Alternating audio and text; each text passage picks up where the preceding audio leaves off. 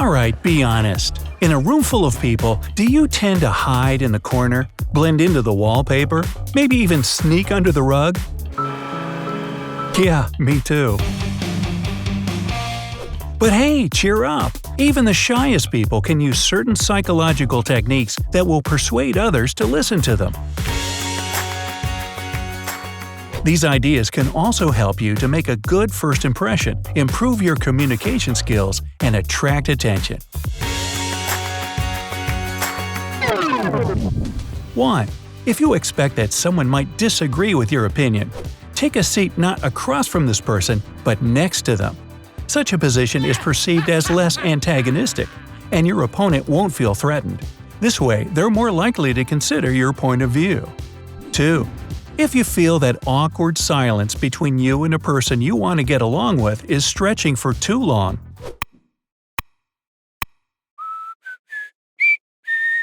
ask them a question about their life.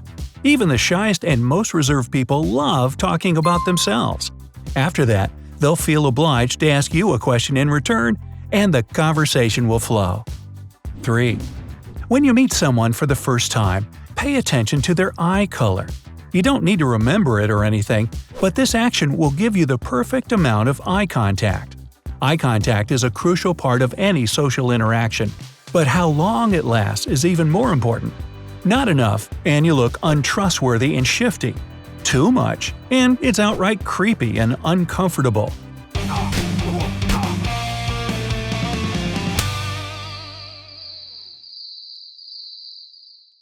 4.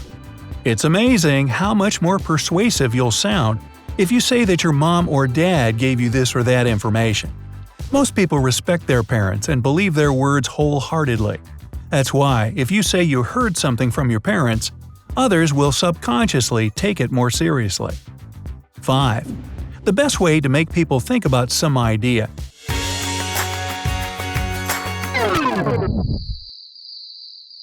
is to repeat it again and again.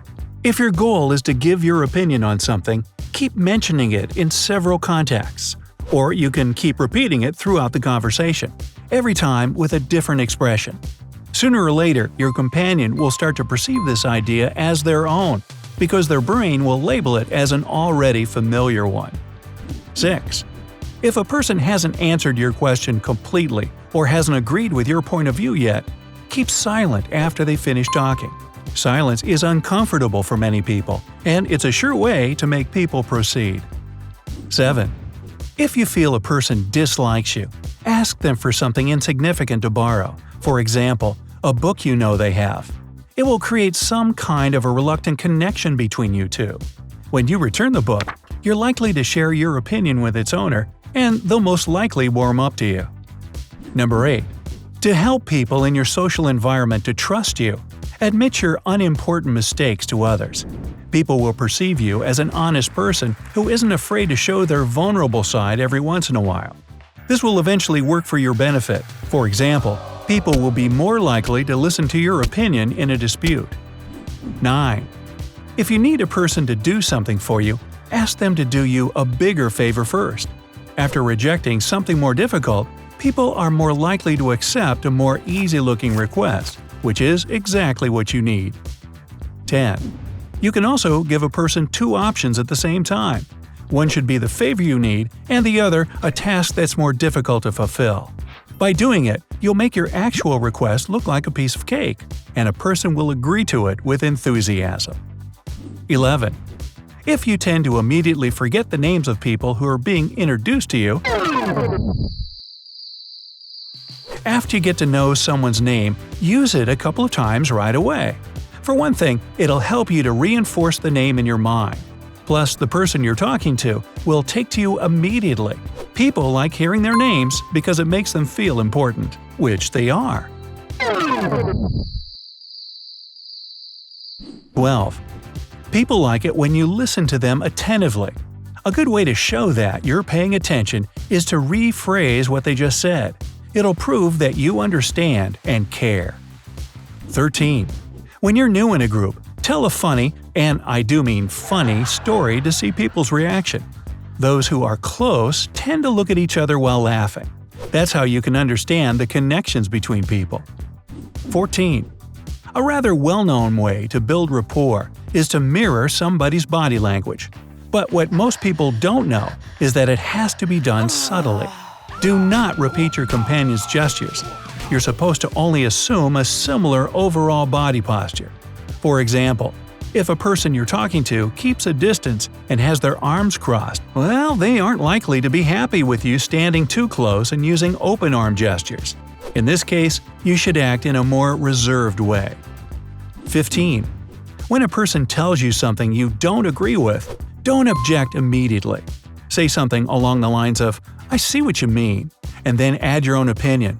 But have you ever considered fill in the blank? This way, you'll be able to express your point of view without being opposed or interrupted. 16. After finishing your speech during a meeting or negotiations, look people in the eye and wait in silence. A determined look always affects how other people perceive your words. If you lose eye contact during these intense moments, you won't look confident anymore, and people will lose interest after a very short time. 17. If you're going on a first date and want it to be a success, add something exciting into the mix. The hormones released when people are excited, surprised, or even frightened help to create stronger bonds. 18. Enthusiasm is contagious. That's why, if you need people to accept your idea, get as enthusiastic and excited about it as possible. When people see this kind of emotion, most of them can't but feel the same. 19. If you don't feel comfortable meeting new people or talking in front of an audience, trick your brain into believing that you do. Once you start acting as if you don't feel anxious, your brain will have nothing to do but adjust. If anxiety is still there, pretend that you know all those people you're going to meet.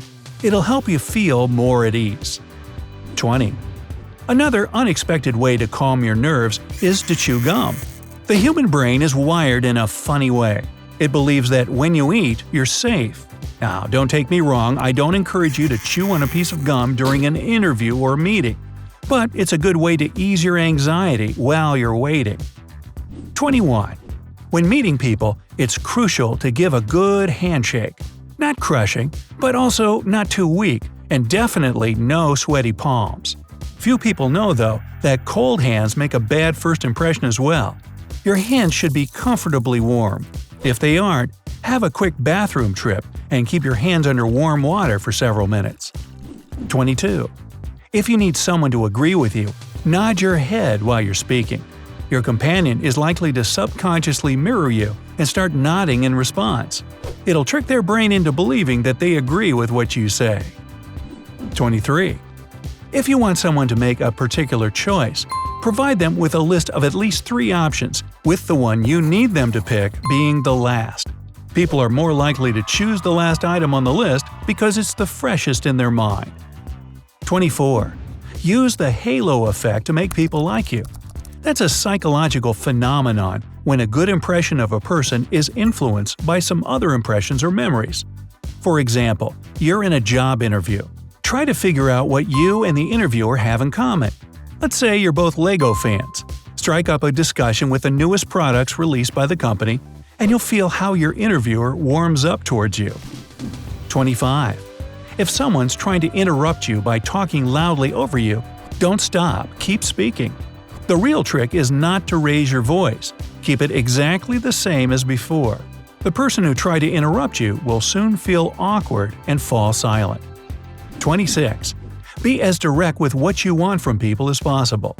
If you use the phrase, "I need you to," people will believe that you have the authority to request something, even if you don't.